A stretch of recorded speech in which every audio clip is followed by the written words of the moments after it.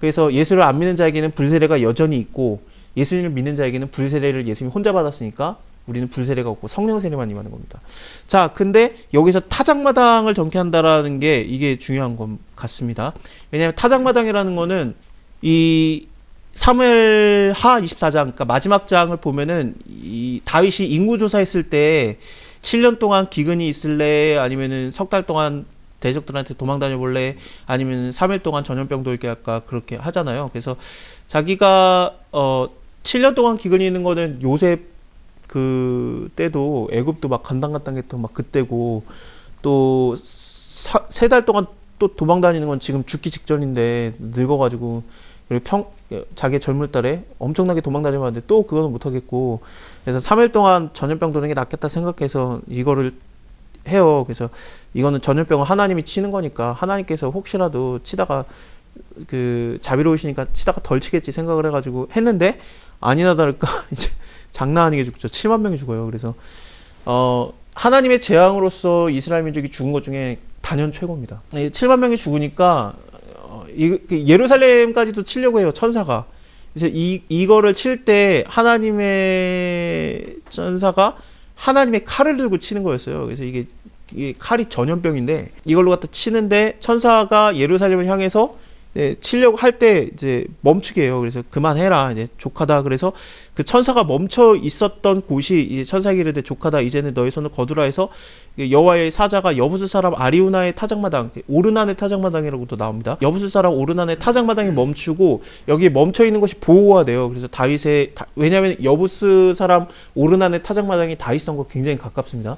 그래서 이게 보호가 되니까 이제 다윗이 뛰어 들어와가지고, 아유 제발 이거 내가 잘못했던 거고 이 사람들 그만 좀 쳐달라고 부탁을 하죠. 여부스 사람 아리우나 입장에서는, 그러니까 여부스 족속이니까, 여부스 족속은 가나안의 족속 중에 한 명이었고 예루살렘에 거했던 족속이었습니다. 그래서 이게 다윗 때 점령이 돼요. 사울 왕 때도 예루살렘은 이스라엘 땅이 아니었어요. 그래서 다윗이 이것을 점령했었는데, 왕이 되자마자. 근데 거기에 여전히 여부스 사람이 살고 있었던 거죠. 근데 이 사람 입장에서는 자기가 지금 점령당한 족속이잖아요, 여부스 사람이면은. 근데 거기에 지금 여호와의 천사가 앞에 서 있고, 그 다음에 다윗 왕이 뛰어 올라오고 있어요, 자기 집 마당에. 얼마나 이게 황송해요.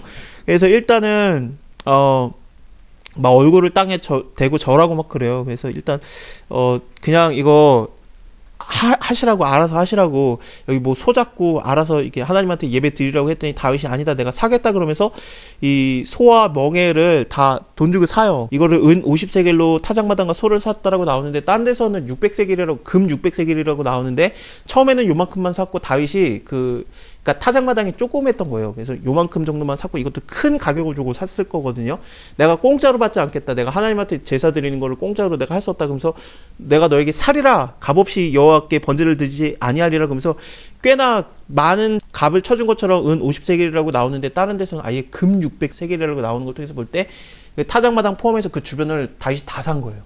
그래서 거기를 사가지고 이곳에서 하나님한테 예배를 드리는데, 그래서 재앙이 그치는데, 이곳이 뭐가 되냐면은 그 솔로몬에게 여기다가 그 여호와의 전을 건축하라라고 해요. 그곳은 여호와께서 그 아비 다윗에게 나타나신 곳이고 여부스 사람 오르난의 타작마당에 다윗이 정한 곳이라. 그래서 그 타작마당이, 오르난의 타작마당이 성전이 지어지는 겁니다. 솔로몬 성전이. 마태복음에서 자기의 타작마당이라고 하면은 오르난의 타작마당, 성전을 얘기해요. 예루살렘 성전. 성전에서 알곡과 쭉정이를 가려내겠다라는 뜻입니다. 예. 이거를 오해해가지고 교회에서 쭉정이랑 알곡이 있냐 이렇게 하시는 분들이 있는데, 그렇게 보기는 어려워요. 교회라는 이름 자체가 부르심을 받은 자들의 모임이라는 뜻이에요, 에클레시아가. 그래서 우리는 다 부르심을 받은 거 아닌가라는 믿음이 있어요. 그래서 교회 안에서 쭉정이 알곡이 있다라고 생각하는 거는, 이거를 통해서 말하기는 조금 어렵습니다. 여기는 성전이에요. 성전과 교회를 같이 보는 거는 무리가 있습니다. 예. 그래서 그럴 수도 있겠지만, 아닐 수도 있고, 일단 잘 모르겠습니다. 왜냐면은 13장에 보면은 천사들도 모른다고 나오기 때문에, 우리가 쭉정이를 골라내리까, 그러니까 니네가 잘못 뽑을까 하노라, 내버려 둬라. 가라지, 감사합니다. 가라지를 좋은 곡식만 심은 거 아닙니까? 근데 가라지가 난 나이다. 원수가 심었구나. 원수가 낳은 사단 독사의 자식들. 가라지가 난 건데 천사들이 우리가 뽑으리이까 그랬더니 내버려둬라. 추수 때까지 내버려둬라. 너네가 잘못 뽑을까 하노라. 천사도 구별을 못해요. 그러니까 우리가 저 사람은 쭉정이다 알고기다 할 수 없어요. 그냥 지금 현재에서 예수님이 말하는 거는 너나 잘해라 하는데 남의 눈에 티 보지 말고 너의 눈에 들보를 빼라 그러면서 내 스스로가 계속 그 회개를 하는 것을 하나님께서 원하시죠. 예수님이 세례를 주라 그러니까 너희가 아버지와 아들과 성령의 이름으로 너희가 세례를 주고 내가 너에게 말한 것을 전에 가르쳐 지키게 하라 볼지어다 내가 세상 끝날까지 너희 함께 있을지어다 그러잖아요. 근데 왜 제자들에게 세례를 주고 다니라 그랬을까? 세례 요한으로 끝나는 거 아닌가? 왜 세례를 주라고 했을까? 세례 요한 다음에 예수님이 오셨죠? 우리가 또 세례를 주고 있으면은 예수님이 온다는 얘기예요. 근데 예수님이 오는 거를 준비하는 자들로서 사역을 하라는 게 세례 주는 게 연결이 된 겁니다. 네, 그렇게 보시면 돼요. 그럼 우리가 엘리야냐? 아니요. 엘리야의 역할은 세례 요한으로 끝나지만 약간 비슷한 느낌이 있긴 있어요. 그래서 주님이 오시는 것을 예비하는 자들이죠. 그래서 네. 우리가 평탄하게 할 능력은 없지만 그렇습니다. 이때 예수께서 갈릴리로서 요단강에 이르러서 요한에게 세례를 받으신대. 그래서 예수님은 세례를 받을 필요가 없습니다. 왜냐하면 예수님이 세례 요한의 세례는 죄를 회개하게 하는 물세례예요. 근데 예수님은 죄 자체가 없으니까 회개를 받을 필요가 없습니다. 요한이 말리죠. 그러니까 내가 당신한테 세례를 받아야 되는데 당신이 내게로 오시나이까 예수께서 대답하여 가라사대 이제 허락하라. 우리가 이와 같이 하여서 모든 일을 이루는 것이 합당하니라 하신데 요한이 허락하였습니다. 그래서 예수님이 요한에게 세례를 받으십니다. 이거는 죄를 위한 세례가 아니라 예수님이 이제부터 일할 거니까 일하는 자로서의 임직식이라고 보면 될 것 같습니다. 예수님이 이렇게 임명을 받은 거죠. 그래서 이제부터 일하기 시작할 겁니다. 예수께서 세례를 받으시고 물 위에서 올라오실 때, 물에서 오라오실 때, 그래서 예수님이 세례 받을 때 물 안에 있었네라고 보는 거죠. 그래서 물 안에 있었다라고 보면은 뭐가 되냐면은 침례냐 그건데 물 안에 들어가기는 했겠지만 머리까지 들어갔다 나왔냐 그거라고는 나오지 않아요. 그래서 잘 모르겠습니다. 뿌려졌을 가능성이 있고, 근데 물에서 나오는 거라든지 하늘이 열리고 성령이 비둘기 같이 내리는 거는 이거는 꼭 있어야 돼요. 왜냐면은 창세기에서 그 하나님의 신이 수면을 운행하시기 때문에 그렇습니다. 하나님의 신이 수면을 운행하시는데 이런 느낌이에요. 그러니까 땅이 혼돈하고 공허하며 흑암이 깊음 위에 있고 하나님의 신이 수면을 운행하시지 않습니까? 그래서 하나님의 신이 운행하시는 게 성령이 운행하시는데 수면 위를 운행하시는데 예수님께서 지금 그 세례 받을 때도 그 물 위에 있을 때 성령이 비둘기의 형태로 오시니까 수면 위에 운행하시는 것 같은 느낌이 있잖아요. 근데 그때가 언제냐면은 땅이 혼돈하고 공허하며 흑암이 깊음 위에 있을 때예요. 예수님이 오실 때가 언제입니까? 세상이 어둠에 있고 흑암에 있고 혼돈이 있고 공허할 때잖아요. 그때 성령이 운행하시는 거예요. 그렇습니다. 그래서 저는 설교를 하고 싶은 마음은 전혀 없습니다. 근데 어제는 설교처럼 말이 나갔는데 저도 모르게. 근데 우리가 하나님 믿으면 좋을 것 같은데 좋아야 된다라고 우리가 오해를 했었죠. 좋은데 근데 우리가 원하는 기준점이 달랐잖아요. 그래서 흑암이 없어야 되고 그 혼돈이 없어야 되고 막 그 좋아야 되지 않습니까? 근데 하나님께서 우리를 함께 하실 때가 우리가 언제 그렇게 하나님이 함께 하시냐? 혼돈하고 공허하고 흑암이 깊음 위에 있을 때 하나님의 신이 수면을 운행해요.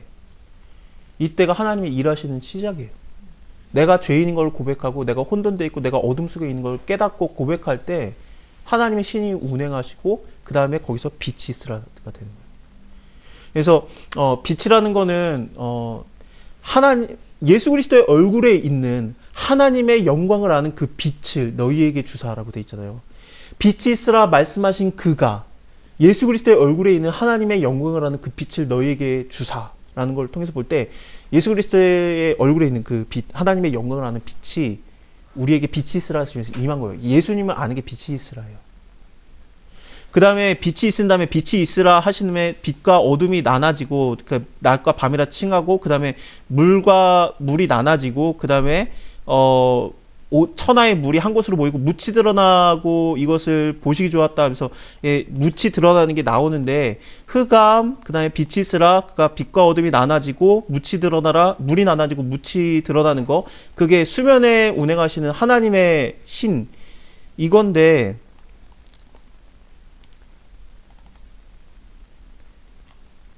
출애굽기에서 홍해바다 갈라질 때 똑같잖아요. 그거에서 이제 흑암과 어두움과 혼돈과 그 슬픔이 있어야 돼요. 하나님의 신이 수면을 운행해야 되니까. 그러니까 뭐라고 하냐면은 파라오의 군대가 너네 치러 와야 된다. 기다리고 있어라 그래요. 내가 파라오와 모든 군대와 병과 마병을 인해서 영광을 받아야 되니까 그래서 파라오와 그 병과 마병으로 인해서 영광을 얻을 때야 애굽 사람들이 나를 여호와인 줄 알 거니까 애굽 사람들도 내가 여호와인 줄 믿어야지. 그래서 너네에게 해야 되는 게 뭐냐면은 너네 바다 앞에서 기다리고 있어 그런 거예요. 그래서 바다 앞에서 이 적들이 쳐들어오는 걸 기다리고 있었어요. 이스라엘 사람들이. 그게 뭐냐면은 혼돈과 공허와 그게 모든 게 다 있는 거죠. 그렇죠? 그런 상황에서 하나님이 어떻게 하겠습니까?